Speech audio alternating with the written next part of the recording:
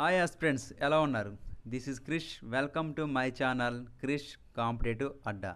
So ఈరోజు మన topic వచ్చి రైల్వేలో ఉన్న వివిధ రకాల మార్క్స్ గురించి, అదేవిధంగా ఏఎల్పి సిబిటి 1 యొక్క ఎక్స్పెక్టెడ్ కట్ ఆఫ్ గురించి నేను మాట్లాడాలనుకుంటున్నాను. సో దాంట్లో ఫస్ట్ టాపిక్ వచ్చి మనకి రైల్వేలో వివిధ రకాల మార్క్స్ అంటే 1 నార్మల్ మార్క్స్, 2 ప్రోరేటెడ్ మార్క్స్, 3 రా మార్క్స్, 4 పర్సంటేజ్ స్కోర్. సో ఇలాగ 4 రకాలు ఉన్నాయి. ఈ 4 రకాల గురించి చాలామందికి డౌట్ ఉంది, ఎలా కాలిక్యులేట్ చేస్తారు, దేని బేస్ మనకి మెరిట్ లిస్ట్ తెస్తారు, దేని బేస్ మనకి సిబిటి 2కి పంపిస్తారు అని కొన్ని కన్ఫ్యూజన్స్ ఉన్నాయి. సో అవన్నీ క్లియర్ చేయడానికి నేను ఈ వీడియో చేస్తున్నాను. అదేవిధంగా సిబిటి 1 నుంచి సిబిటి 2కి వెళ్ళడానికి ఏఎల్పి ఎంత కట్ ఆఫ్ ఉండొచ్చు, ఎక్స్పెక్టెడ్ కట్ ఆఫ్, దాని గురించి కూడా ఈరోజు మాట్లాడడానికి నేను ఈ వీడియో చేస్తున్నాను. సో ఇంక లేట్ చేయకుండా మెయిన్ టాపిక్లోకి వెళ్ళిపోదాం. సో మెయిన్ టాపిక్లోకి వెళ్ళే ముందు ఒక చిన్న మాట. సో మన టెలిగ్రామ్ ఛానల్లో రైల్వేకి సంబంధించిన అన్ని ప్రీవియస్ పేపర్లు ఆల్మోస్ట్ 300+ ఉన్నాయి. వెళ్ళి ఫ్రీగా డౌన్లోడ్ చేసుకోండి. లింక్ అనేది డిస్క్రిప్షన్లో ఇస్తాను. సో అదేవిధంగా మరొక చిన్న మాట ఏంటంటే, సో చాలామంది వీడియో చూస్తున్నారు కానీ సబ్స్క్రైబ్ చేయట్లేదు. సో ఎవరైనా కొత్త వారు వచ్చి చూసి ఏదైనా మీకు ఒక్క పాయింట్ కానీ నచ్చితే ఖచ్చితంగా సబ్స్క్రైబ్ చేయండి, మాకు సపోర్ట్ చేయండి. Thank you for ever support. So ఇంక లేట్ చేయకుండా వీడియోలోకి వెళ్ళిపోతాం. సో ఫ్రెండ్స్, ఇంకా ఫస్ట్ టాపిక్లో చూసుకుంటే మనకి ఆర్ఆర్బి నుంచి NTPC, JE, ALP, group D, RPF, ఇంకా ఇలాంటి చాలా రకాల ఎగ్జామ్స్ ఉన్నాయి. సో వీటిల్లో మనకి మార్క్స్ అనేది ఎలా కాలిక్యులేట్ చేస్తారు అనేది చెప్తున్నాను ఈరోజు. సో నేను శాంపిల్కి వచ్చి మనకి ఏఎల్పి బేస్డ్ ఎక్స్ప్లెనేషన్ చెప్తున్నాను. సో ఏఎల్పి మార్క్స్ మీద బేస్ చేసుకుని ఎక్స్ప్లెయిన్ చేస్తున్నాను, అది గుర్తుపెట్టుకోండి. సో మనకి ఫస్ట్ వచ్చి మనకి నార్మల్ మార్క్స్ చూసుకుందాం మనం.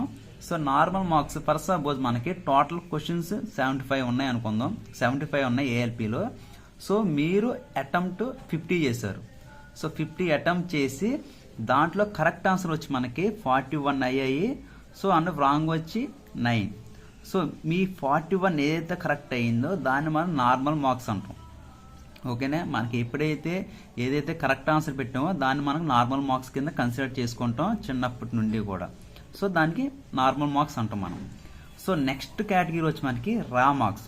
సో రా మార్క్స్ అంటే ఏమీ లేదు, మీకు ఏదైతే నార్మల్ మార్క్స్ వచ్చాయో దాంట్లో ఉంచి పెనాల్టీ తీసేయాలి. సో పెనాల్టీ అంటే మీనింగ్ ఏంటి మనకి రైల్వేలో? సో ఏదైతే మీరు రాంగ్ అటెంప్ట్ ఇచ్చారో దానికి 1/3 చేస్తే దాన్ని పెనాల్టీ అంటారు. సో మనకి correct information, so sorry normal marks మనకి ఎన్ని? So 41. So 41 minus, so penalty వచ్చి మనకి, సో 9 రాంగ్ చేసాం కాబట్టి మనం, సో 9/1/3 సారీ ఇంటూ 1/3 చేస్తే 3 మార్క్స్. సో 41లో నుంచి మనం 3 తీస్తే 38. So these are the your raw marks. దీన్ని మనం రా మార్క్స్ అంటాం. నార్మల్ మార్క్స్లో ఉంచి penalty wrong or negative marks తీసేస్తే దాన్ని మనం రా మార్క్స్ అంటాం. ఓకేనా? నెక్స్ట్ వచ్చి మనకి థర్డ్ కేటగిరీ వచ్చి ప్రోరేటెడ్ మార్క్స్. సో ప్రోరేటెడ్ మార్క్స్ అంటే ఏమీ లేదు, వచ్చిన మార్క్స్ని లేదా ఏదైతే ఉన్న మార్క్స్ని 100కి కన్వర్ట్ చేస్తారు, దాన్నే ప్రోరేటెడ్ మార్క్స్ అంటారు. ఫర్ సపోజ్ మనకి ఏఎల్పి అనేది మనకి 75 మార్క్స్కి జరుగుతుంది కాబట్టి 75 మార్క్స్ మీకు ఎన్ని వచ్చాయి కాలిక్యులేట్ చేస్తే అది నార్మల్గా ఉంటుంది. దాన్ని మనకి 100కి కన్వర్ట్ చేస్తారు. సో దాన్ని మనకి ప్రోరేటెడ్ మార్క్స్ అంటారు. సో అది గుర్తుపెట్టుకోండి.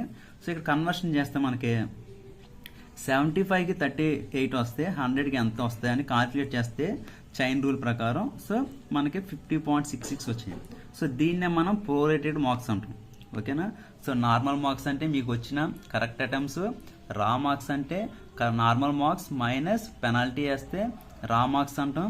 సో ప్రోరేటెడ్ మార్క్స్ అంటే ఈ నార్మల్ మార్క్స్ని అవుట్ ఆఫ్ ఎంత అయితే తీసుకున్నామో దాన్ని 100కి కన్వర్ట్ చేస్తే దాన్ని మనం ప్రోరేటెడ్ మార్క్స్ అంటాం.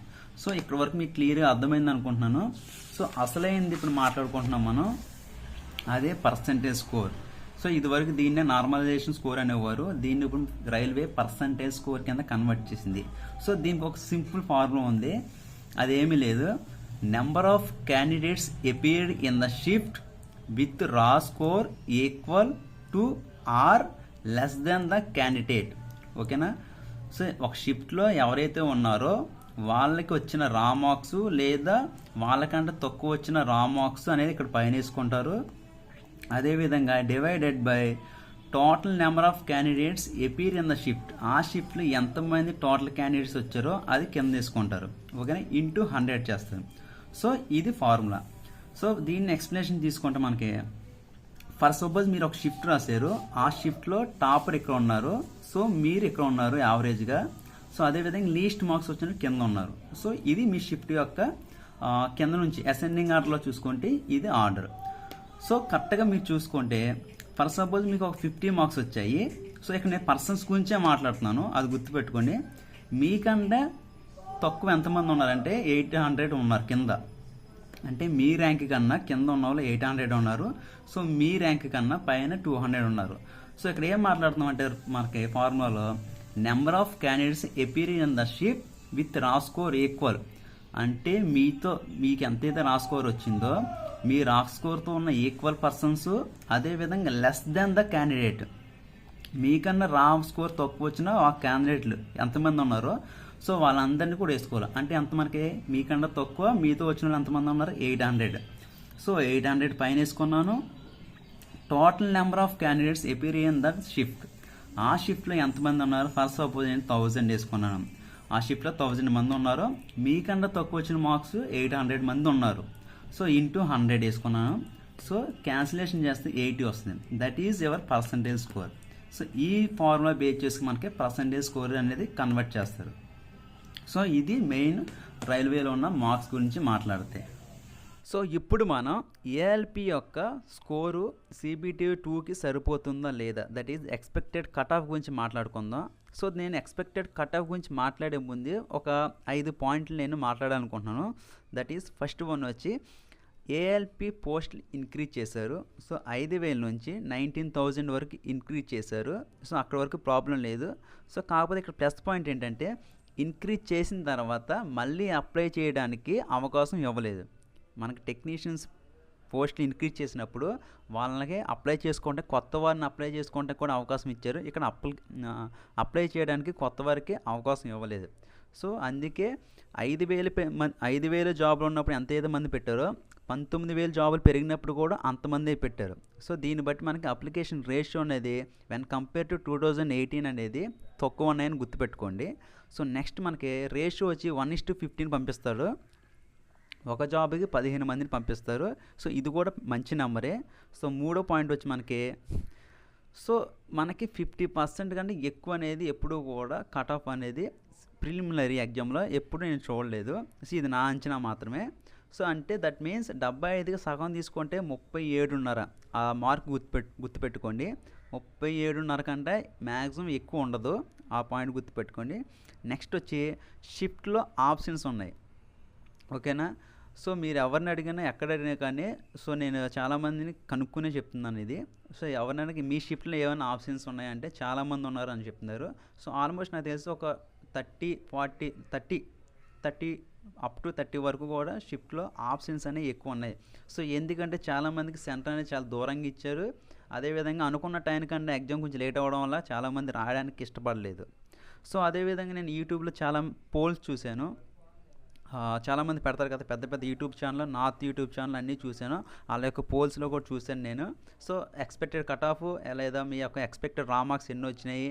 సో అదంతా నా యూట్యూబ్ ఛానల్ కూడా రా మార్క్స్ గురించి నేను కమ్యూనిటీ ట్యాబ్లో పోల్ పెట్టాను. సో అక్కడ కూడా ఎవరైతే 40 మార్క్స్ అనేది 0 to 40లో 80% వరకు అక్కడ ఆగిపోయారు. సో 40 to 50, 60 దాటిన వాళ్ళు మాత్రం 20% మందే ఉన్నారు.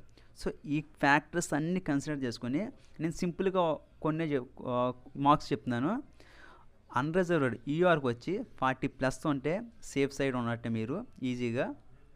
రా మార్క్స్ బేస్డ్ చెప్తున్నాను, ఇది నేను ప్రోరేటెడ్ చెప్పట్లేదు, పర్సంటేజ్ స్కోర్ ఇవన్నీ మాట్లాడతలేదు, ఓన్లీ రా మార్క్స్ గురించే మాట్లాడుతున్నాను. నెక్స్ట్ ఓబీసీకి వచ్చి 35+ ఉంటే సేఫ్ సైడ్ ఉన్నట్టే. ఎస్సీ ఎస్టీకి వచ్చి 30 మార్క్స్ ఉన్నాయి. ఇది +2 మార్క్స్ అనేది కన్సిడర్ చేసుకోండి నేను చెప్పిన మార్క్స్కి. యూఆర్కి 40 అన్నాను కదా, ఓబీసీకి 35, అదేవిధంగా ఎస్సీ ఎస్టీకి 30 అన్నాను కదా, దానికి +2 మార్క్స్ అనేది కన్సిడర్ చేసుకోండి. ఓకేనా, ఇది నా ఎక్స్పెక్టెడే. ఓకేనా, ఇది ఎక్స్పెక్టెడ్ మాత్రమే. అది కూడా పైన చెప్పిన ఏదైతే ఫ్యాక్టర్స్ ఉన్నాయో ఆ ఫ్యాక్టర్స్ అన్ని కన్సిడర్ చేసుకుని నాకు నేను ఎక్స్పెక్టెడ్గా చెప్తున్నాయే. మళ్ళీ ఇది అవ్వచ్చు అవ్వకపోవచ్చు, అవ్వకపోతే ఏమనుకోకండి. ఇంకో పాయింట్ మాట్లాడాలనుకుంటున్నాను నేను. 2018లో కట్ ఆఫ్లు అనేది చాలా తక్కువగా ఇచ్చాడు మనకి. అప్పుడు చాలామంది కూడా ప్రిపేర్ అవ్వలేదు. ప్రిపేర్ అవ్వకుండా నేను అవ్వనులే అనుకున్నారు. తీరా చూస్తే వాళ్ళు కూడా CBT 2కి క్వాలిఫై అయ్యారు. సో అలాంటప్పుడు వాళ్ళకి టైం దొరకలేదు. సో మీరేం చేస్తారంటే మీరు అవుతారా అవ్వరా అని పక్కన పెట్టండి. సో ఆల్మోస్ట్ 20 కాదు 30 అబవ్ వచ్చిన వాళ్ళందరూ కూడా ప్రిపరేషన్ స్టార్ట్ చేయండి. దేనికి? CBT 2కి. సో ఎందుకంటే arithmetic, reasoning, basic science and engineering ఉంది. ఈ 3 సబ్జెక్టులు ఉన్నాయి మనకి. సో దీంట్లో అథమెటిక్, రీజనింగ్ ప్రిపేర్ అవ్వండి. ఎప్పుడు? అప్ టు CBT 1 రిజల్ట్ వచ్చేంత వరకు. ఫర్ సపోజ్ మీరు అయ్యారనుకోండి, ఓన్లీ మీకు ఇంకేం మిగులుతుంది? Only basic science and engineering మాత్రమే మిగులుతుంది. అప్పుడు ఆ టైంకి అది సరిపోద్ది మీకు. ఓకేనా? అలా కాకుండా మీరు అవ్వలేదనుకోండి, అథమెటిక్, రీజనింగ్ ప్రిపేర్ అయ్యి ఉంటారు ఫుల్గా. దానికి మీరు NTPCకి ఉపయోగపడుతుంది, JEEకి ఉపయోగపడుతుంది, నెక్స్ట్ వచ్చి మనకి టెక్నీషియన్కి ఉపయోగపడుతుంది, నెక్స్ట్ వచ్చి గ్రూప్ డీకి కూడా ఉపయోగపడుతుంది. ఓకేనా? సో టైం మాత్రం వేస్ట్ చేయొచ్చు. మీరు అవ్వకపోయినా అథమెటిక్, రీజనింగ్ కంప్లీట్ చేసేయండి CBT 1 టయానికి. ఒకవేళ దేవుడి దయ వల్ల మీరు అయ్యారనుకోండి, ఇంకో ఒకటే ఉంటుంది, బేసిక్ అండ్ సైన్స్ ఇంజనీరింగ్. ఆ టైంలో అది కంప్లీట్ చేయడానికి సరిపోతుంది. ఓకేనా? మీరు అవ్వరు అనుకుని ప్రిపేర్ అవ్వలేదనుకోండి, అథమెటిక్, రీజనింగ్ కూడా ప్రిపేర్ అవ్వలేదనుకోండి, ఒకవేళ మీరు CBT 1 క్వాలిఫై అయ్యారనుకోండి, ఆ టైంలో మీరు ఆ 3 సబ్జెక్టులు అవ్వగొట్టడం అనేది చాలా కష్టంగా ఉంటుంది. ఓకేనా? దాన్ని బట్టి మీరు అర్థం చేసుకోండి. సో ఇది నేను చెప్పాలనుకుంటున్నాను. సో ఎక్స్పెక్టెడ్ కట్ ఆఫ్లో కొంచెం అటు ఇటు అవుతే ఏమనుకోవద్దు. సో వీడియో చివరికి వచ్చింది ఫ్రెండ్స్. సో ఈ వీడియో మీకు నచ్చితే లైక్ చేయండి. ఈ మార్క్స్ గురించి ఎవరికైనా కన్ఫ్యూజన్ ఉంటే మీ ఫ్రెండ్స్కి దీన్ని షేర్ చేయండి. సో అదేవిధంగా ఫైనల్గా మన ఛానల్ అయితే సబ్స్క్రైబ్ చేయండి. Thank you for your support. Thank you for watching. Thank you so much.